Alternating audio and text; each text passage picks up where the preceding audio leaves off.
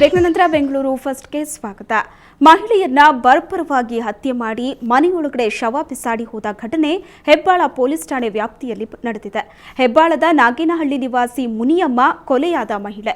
ಇಸ್ರೋ ಸಂಸ್ಥೆಯಲ್ಲಿ ಸ್ವೀಪರ್ ಆಗಿ ಕೆಲಸ ಮಾಡುತ್ತಿದ್ದ 40 ವರ್ಷದ ಮುನಿಯಪ್ಪನಿಗೆ ಮೊದಲ ಪತ್ನಿಯಾಗಿದ್ಲು. ಗಂಡ ಮತ್ತು ಕುಟುಂಬದವರೆಲ್ಲರೂ ಕಳೆದ ಸೋಮವಾರದಂದು ದೊಡ್ಡಬಳ್ಳಾಪುರಕ್ಕೆ ಊರ ಹಬ್ಬಕ್ಕೆಂದು ತೆರಳಿದ್ರು. ಆದರೆ ಕೆಲಸವಿರೋ ಕಾರಣಕ್ಕಾಗಿ ಮುನಿಯಮ್ಮ ಮನೆಯಲ್ಲಿಯೇ ಉಳಿದುಕೊಂಡಿದ್ಲು. ಆದರೆ ಮನೆಯವರು ಬಂದು ನೋಡಿದಾಗ ಹಾಕಿದ ಬೀಗ ಹಾಕಿದಂತಿತ್ತು. ಮನೆ ಬೀಗ ಮುರಿದು ನೋಡಿದಾಗ ಮನೆಯ ಬೆಡ್ರೂಮ್ನಲ್ಲಿ ಮುನಿಯಮ್ಮ ಬರ್ಬರವಾಗಿ ಕೊಲೆಯಾಗಿ ಬಿದ್ದ ದೃಶ್ಯ ಕಂಡುಬಂತು. ಚಾಕುವಿನಿಂದ ಹಲ್ಲೆ ನಡೆಸಿದ ದುಷ್ಕರ್ಮಿಗಳು ತಲೆ ಮೇಲೆ ಕಲ್ಲು ಹಾಕಿ ಕೊಲೆ ಮಾಡಿದ್ದಾರೆ.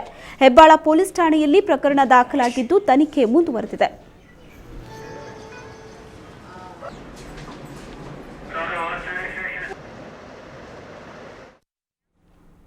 ಐದು ವರ್ಷ ಜೊತೆಯಲ್ಲಿ ಸುತ್ತಾಡಿ ನೀನೇ ರಾಣಿ ಮಹಾರಾಣಿ ಅಂತ ಆಸೆ ಕಟ್ಟಿ ಈಗ ಮೋಸ ಮಾಡಲು ಮುಂದಾದ್ರೆ ಹುಡುಗಿ ಏನ್ ಮಾಡಬೇಕು? ಮತ್ತೊಂದು ಹುಡುಗಿ ಜೊತೆ ನಿಶ್ಚಿತಾರ್ಥ ನಡೆಯೋದು ಗೊತ್ತಾದ ಮೇಲೂ ಆಕೆ ಸುಮ್ಮನಿರೋದು ಹೇಗೆ?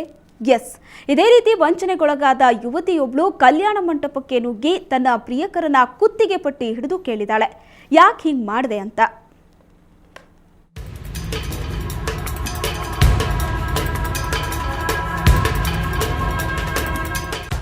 ಈಕೆ ಶೋಭಾರಾಣಿ 5 ವರ್ಷದ ಪ್ರೀತಿಯನ್ನ ಪ್ರೀತಿ ಅಂತ ನಂಬಿಕೊಂಡಿದ್ದ ದಗಾಕೋರನಿಗೆ ಪಂಚ್ ಕೊಟ್ಟಾಕೆ.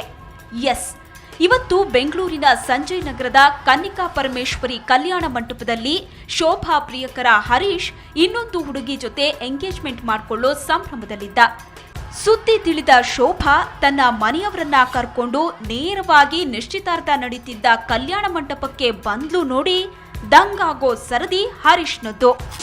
ಪ್ರಪೋಸ್ ಮಾಡಿದ ಅಂತಂದ್ರೆ ಅರ್ಥ ಅವ್ನು ನನ್ನ ಸಂಬಂಧಿಕನೇ. ಅವನು ಹೇಳ್ಬೇಕಂದ್ರೆ ಹೇಳ್ದ, ಆಮೇಲೆ ಮಾಡ್ತಿರೋದನ್ನೆಲ್ಲ ಇದೇನು ಹುಡುಗಾಟನ. ಇವಾಗ ನೋಡಿದ್ರೆ ಕ್ಯಾಶುವಲಾಗಿ ಓಡಾಡೋದಂತೆ ನನ್ನ ಜೊತೆ. ನಾನು ಹೇಗೆ ಬೇಕಾಗಿತ್ತು ಅವನಿಗೆ ಓಡಾಡೋಕ್ಕೆ? ಬೇರೆಯವ್ರ ಜೊತೆ ಓಡಾಡಬೇಕಾಯ್ತಾನೆ, ನಾನು ನಿನಗೆ ಕರ್ಸ್ಕೋಬೇಕಾಗಿತ್ತು. ಶೋಭಾಳಿಗೆ ಮೋಸ ಮಾಡೋ ಮುಂಚೆ ಹರೀಶ್ ಆಕೆಯ ಮನೆಯವರಲ್ಲಿ ಆಕೆಯನ್ನ ಮದುವೆ ಆಗೋದಾಗಿ ನಂಬಿಸಿದ್ದ. ನಂತರ ಮನೆಯಲ್ಲೂ ಈ ವಿಷಯ ಪ್ರಸ್ತಾಪ ಮಾಡಿದ್ದ. ಆದರೆ ಹರೀಶನ ಪೋಷಕರು ಮಾತ್ರ ಈ ಮದುವೆಗೆ ಬಿಲ್ಕುಲ್ ಒಪ್ಪಿಗೆ ಸೂಚಿಸದೆ ಇನ್ನೊಂದು ಹುಡುಗಿಯ ಜೊತೆ ಮದುವೆ ಮಾಡಿಸೋದಕ್ಕೆ ಮುಂದಾಗಿದ್ರು ಅನ್ನೋದು ಶೋಭಾ ಮನೆಯವರ ಆರೋಪ. ಅಂತ ನನಗೆ ನಮ್ಮ ಮನೆಯವ್ರ ಚಿಕ್ಕಮ್ಮನ ಮಗನೇ ಆಗಬೇಕು, ನಮ್ಮ ಮನೆಯವರು ನಮ್ಮ ಅತ್ತೆ ಆಗಬೇಕು. ಅವ್ರಿಗೆ ಯಾರಿಗೂ ವಿಷಯನೇ ತಿಳಿಸಿಲ್ಲ. ಮೈಸೂರಲ್ಲಿ ಆಲ್ಮೋಸ್ಟ್ 199 ಭಾಗ ಯಾರಿಗೂ ಗೊತ್ತಿಲ್ಲ. ಇವರು ಒಂದು 10 ಜನ ಕರ್ಕೊಂಡು ಬಂದರು, ಓಕೆ ಇರ್ಬೋದು. ಅವ್ರು 10 ಜನ ಕರ್ಕೊಂಡು ಬಂದು ಸಿಂಪಲ್ಲಾಗಿ ಅವ್ರು ಎಂಗೇಜ್ಮೆಂಟ್ ಮಾಡ್ಕೋತಾ ಇರ್ಬೋದು.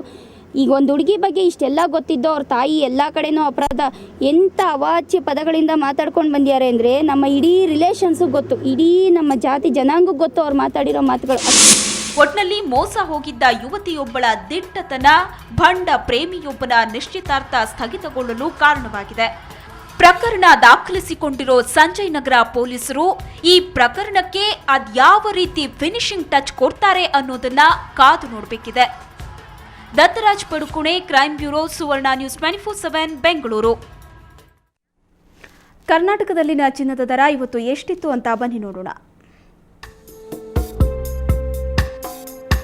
22 ಕ್ಯಾರೆಟ್ನ 10 ಗ್ರಾಂ ಚಿನ್ನಕ್ಕೆ 27,350 ರೂಪಾಯಿ. ನೆನ್ನೆ ದರಕ್ಕೆ ಹೋಲಿಸಿದ್ರೆ 22 ಕ್ಯಾರೆಟ್ ಚಿನ್ನದ ಬೆಲೆಯಲ್ಲಿ 100 ರೂಪಾಯಿ ಇಳಿಕೆಯಾಗಿದೆ. ಇನ್ನು 24 ಕ್ಯಾರೆಟ್ನ 10 ಗ್ರಾಂ ಚಿನ್ನಕ್ಕೆ 30,015 ರೂಪಾಯಿ. ನೆನ್ನೆ ದರಕ್ಕೆ ಹೋಲಿಸಿದ್ರೆ 24 ಕ್ಯಾರೆಟ್ನ 10 ಗ್ರಾಂ ಚಿನ್ನದಲ್ಲಿ 235 ರೂಪಾಯಿ ಕಡಿಮೆ ಆಗಿದೆ. ಬ್ರೇಕ್ನ ನಂತರ ಬೆಂಗಳೂರು ಫಸ್ಟ್ ಮುಂದುವರಿಯುತ್ತೆ.